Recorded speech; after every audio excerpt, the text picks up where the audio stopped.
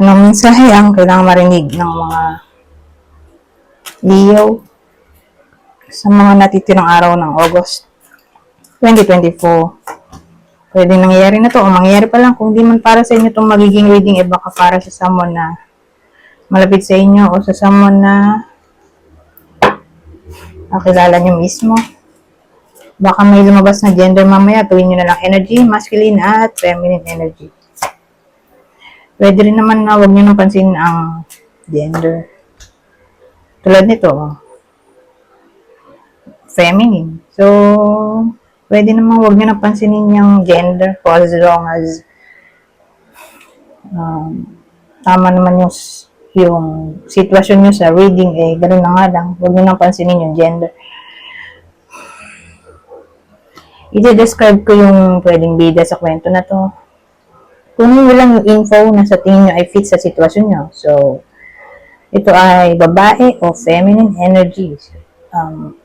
May anak o kasal, 40 to 59 years old.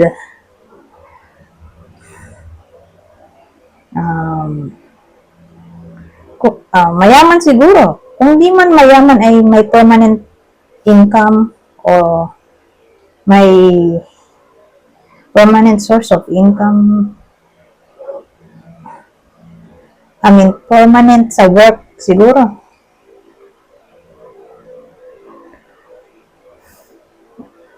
O permanent source of income, baka sinusuportahan ng magulang, kapatid, ewan ko.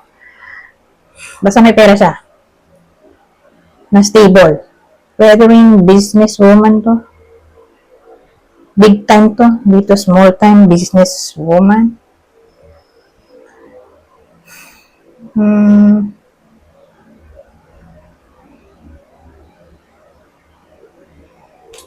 Wala nang maisip.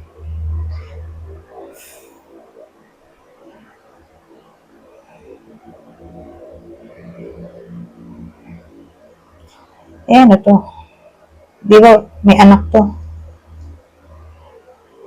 Ito rin naman may anak, pamilyado dito. Pero naghiwalay. O kung di man ganun, nag-aaway. Baka mangyayari pa lang to. Again, kung hindi pa to nangyayari, mangyayari pa lang. Basta may dito, disconnection. So, inisip ko baka maghiwalay o mag-aaway lang.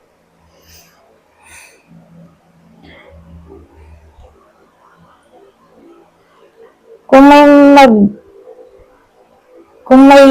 magkaroon man ng away, may someone na aalis sa bahay nila. Siguro para mag-unwind o baka nga dahil maghiwalay na sila.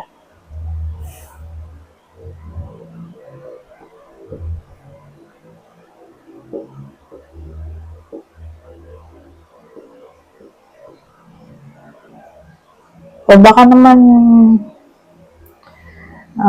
tungkol lang to sa pag-let go ng past nakalagay dun.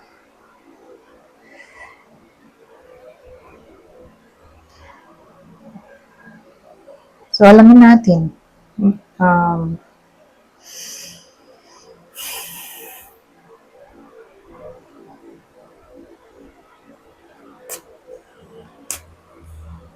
Kung ano to.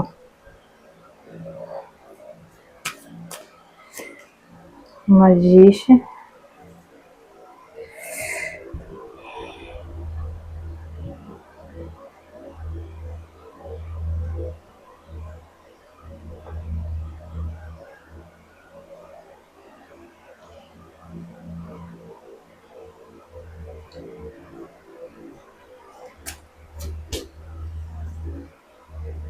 So, iniisip ko kung may reconciliation ba maaaring mangyari dito.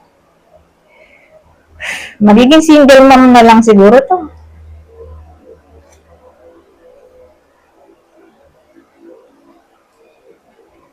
Kasi kung to action, sabihin natin action, yung letting go of the past.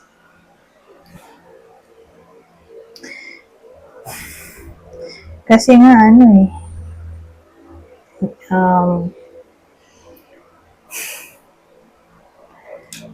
due to unhappiness, O, ewan ko, para bang hindi mangyayari yung manifestation dito. So, magmumukha na tong single mom. Kung mag-away man sila, may isang aalis. Siguro, para mag-unwind o baka literal na maghiwalay na. Basta, ang mangyayari dito, baka nga yung nanay, kasi may pamilya sila dito. Magkahiwalay sila sa short period lang. O matuluyan na talaga. Alin man sa dalawa. Basta, hindi sila magsasama sa isang bubong. Sa mga natitirang araw ng August kung mag-away man tong mga to. Ano kayang pwedeng pagawain nito?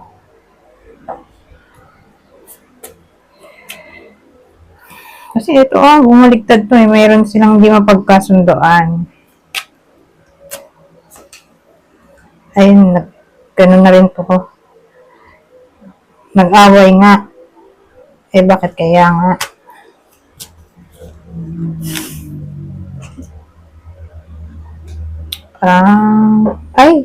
Player.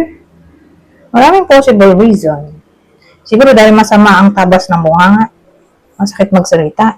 May someone na rude. O cheater.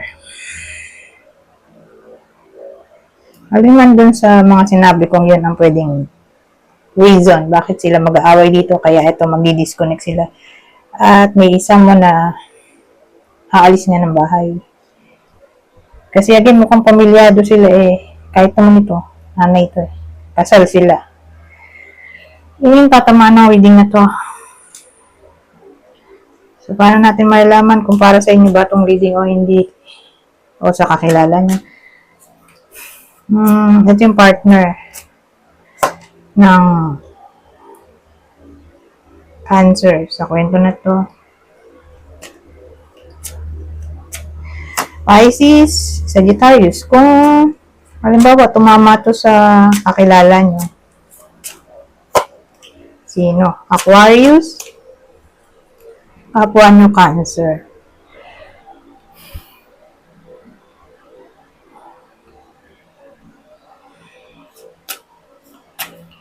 Last deck, stubbornness. Ano yun?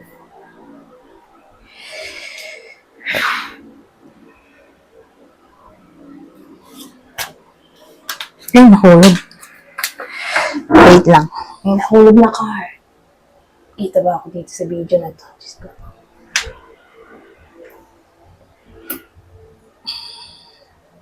Commercial lang. Ito, nahulog kasi ito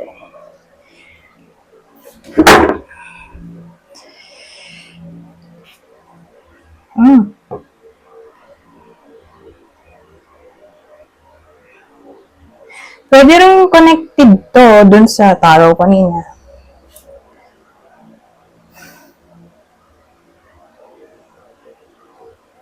Na ang reason bakit hindi agad-agad pwedeng mangyari yung reconciliation ay due to stubbornness. Nag-hesitate kung makikipagayos ulit. Kasi alliance to alyansa. So,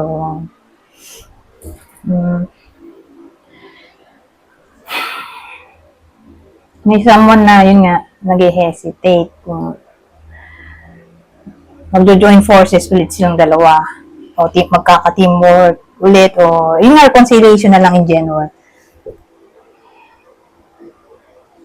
Pero kung hindi to connected doon sa tarot, in general na lang to. Para bang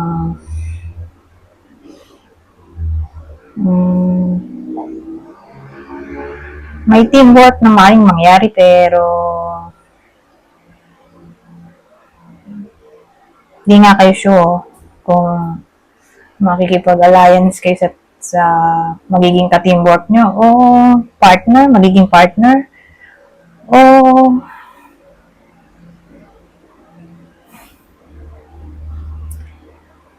partner sa work o ka-relasyon, yung alam mo yun, magiging partner pa lang. love interest.